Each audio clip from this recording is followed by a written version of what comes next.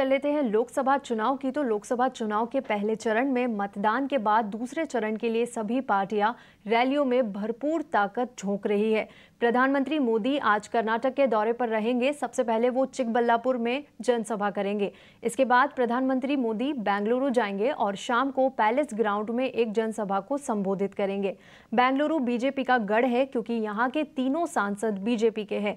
चुनावों के ऐलान के बाद ये पीएम मोदी का चौथा कर्नाटक दौरा होगा।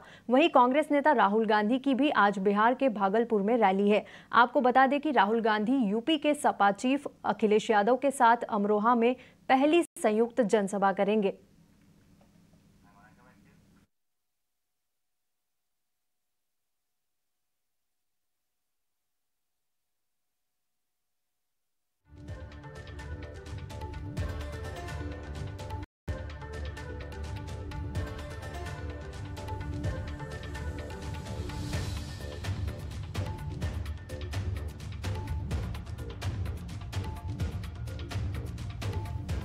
रैलियों और रोड शो के दौर में वित्त मंत्री निर्मला सीतारमण अहमदाबाद में मौजूद है और प्रेस कॉन्फ्रेंस कर रही है। आइए देखते हैं। और आपके बजट पर उसकी क्या असर होगी, कितनी इनकम होगी? नहीं, ऑलरेडी डिफेंस मिनिस्ट्री से आए हुए डेटा बोलता है 23,000 करोड़ एक्सपोर्ट के वजह से, डिफेंस एक्सपोर्ट के वजह से कमाई हुआ है।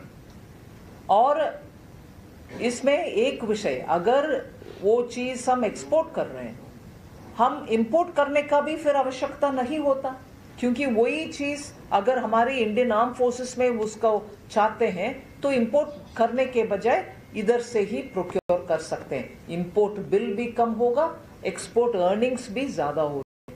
इसलिए आत्मनिर्भर भारत डिफेंस में एकदम अच्छा सा शुरुआत हो चुका है। डिफेंस प्रोडक्शन, क्योंकि प्रधानमंत्री मोदी जी ने 2 जगह पर डिफेंस कॉरिडोर का बिछाया, तमिलनाडु में और उत्तर प्रदेश में।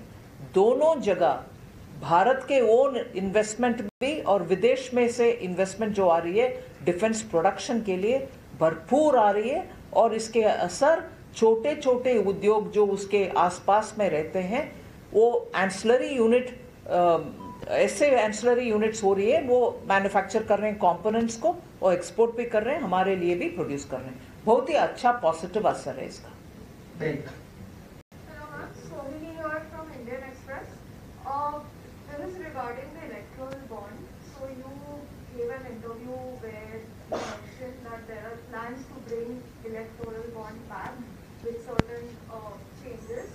And after consultation with certain stakeholders. So in this specifically, who are these stakeholders? No, 1 minute, ma'am, 1 minute. I gave an interview and I wish you read that interview more for particular words that I've used. I didn't say we have a plan to bring. I was asked, would you want to do something on it?